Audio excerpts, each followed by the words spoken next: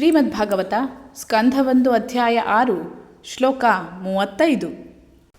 ಯಮಾದಿಭಿರ್ಯೋಗಪಥೈಃ ಕಾಮಲೋಭಹತೋ ಮುಹುಃ ಮುಕುಂದ ಸೇವಯಾ ಯದ್ವತ್ ತಥಾ ಆತ್ಮಾದ್ಧಾನ ಶಾಮ್ಯತಿ.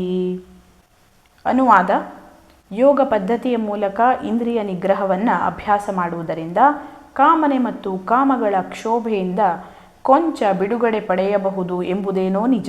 ಆದರೆ ಇದು ಆತ್ಮಕ್ಕೆ ತೃಪ್ತಿ ಕೊಡಲು ಸಾಕಾಗುವುದಿಲ್ಲ.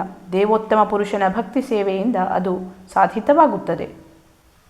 ಇಂದ್ರಿಯಗಳನ್ನು ನಿಯಂತ್ರಿಸುವುದೇ ಯೋಗದ ಗುರಿ. ಆಸನ, ಚಿಂತನೆ, ಭಾವನೆ, ಸಂಕಲ್ಪ, ಏಕಾಗ್ರತೆ, ಧ್ಯಾನ, ಕೊನೆಗೆ ಅತೀಂದ್ರಿಯದಲ್ಲಿ ಐಕ್ಯ, ಈ ಎಲ್ಲ ದೈಹಿಕ ವ್ಯಾಯಾಮಗಳ ಯೌಗಿಕ ಪ್ರಕ್ರಿಯೆಯ ಅಭ್ಯಾಸದಿಂದ ಇಂದ್ರಿಯಗಳನ್ನು ನಿಯಂತ್ರಿಸಬಹುದು. ಇಂದ್ರಿಯಗಳನ್ನು ವಿಷಸರ್ಪಗಳೆಂದು ಎಣಿಸಲಾಗಿದೆ. ಯೋಗ ಪದ್ಧತಿಯು ಅವುಗಳನ್ನು ಕೇವಲ ಹತೋಟಿಯಲ್ಲಿಡುತ್ತದೆ. ಇದಕ್ಕೆ ಪ್ರತಿಯಾಗಿ ನಾರದ ಮುನಿಗಳು ದೇವೋತ್ತಮ ಪುರುಷನಾದ ಮುಕುಂದನ ದಿವ್ಯ ಪ್ರೇಮಮಯ ಸೇವೆಯಲ್ಲಿ ಇಂದ್ರಿಯಗಳನ್ನು ನಿಗ್ರಹಿಸುವ ಮತ್ತೊಂದು ವಿಧಾನವನ್ನು ಆದೇಶಿಸಿದ್ದಾರೆ.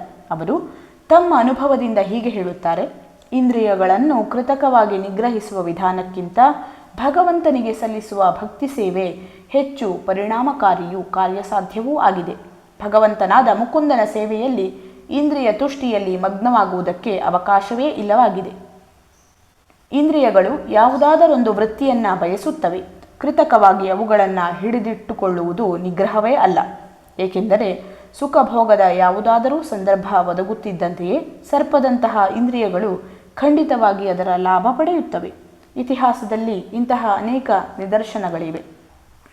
ಇದರ ಒಟ್ಟು ಸಾರ ಇಷ್ಟು: ಭಗವಂತನ ಭಕ್ತಿ ಸೇವೆಯ ಹೊರತಾಗಿ ಯೋಗ ಪದ್ಧತಿಯಾಗಲಿ ಊಹಾತ್ಮಕ ಚಿಂತನೆಯಾಗಲಿ ಎಂದೂ ಯಶಸ್ವಿಯಾಗಲಾರವು. ಕಾಮ್ಯಕರ್ಮಗಳ, ಹಠಯೋಗದ, ಊಹಾತ್ಮಕ ತತ್ವಶಾಸ್ತ್ರದ ಸೋಂಕೂ ಇಲ್ಲದೆ ಭಗವಂತನ ಶುದ್ಧ ಭಕ್ತಿ ಸೇವೆಯೇ ಆತ್ಮ ಸಾಕ್ಷಾತ್ಕಾರವನ್ನು ಪಡೆಯುವ ಅಗ್ರಗಣ್ಯ ವಿಧಾನ. ಅಂತಹ ಶುದ್ಧ ಭಕ್ತಿ ಸೇವೆಯು ಸ್ವಭಾವದಲ್ಲಿ ದಿವ್ಯವಾದದ್ದು. ಯೋಗ ಮತ್ತು ಜ್ಞಾನ ಪದ್ಧತಿಗಳು ಆ ಪ್ರಕ್ರಿಯೆಗೆ ಅಧೀನವಾಗಿರುವಂತಹವು. ದಿವ್ಯವಾದ ಭಕ್ತಿ ಸೇವೆಯು ಆ ಅಧೀನ ಪ್ರಕ್ರಿಯೆಯೊಂದಿಗೆ ಮಿಶ್ರವಾದಾಗ ಎಂದೂ ದಿವ್ಯವಾಗಲಾರದು. ಅದನ್ನು ಮಿಶ್ರ ಭಕ್ತಿ ಸೇವೆ ಎಂದು ಕರೆಯಲಾಗಿದೆ.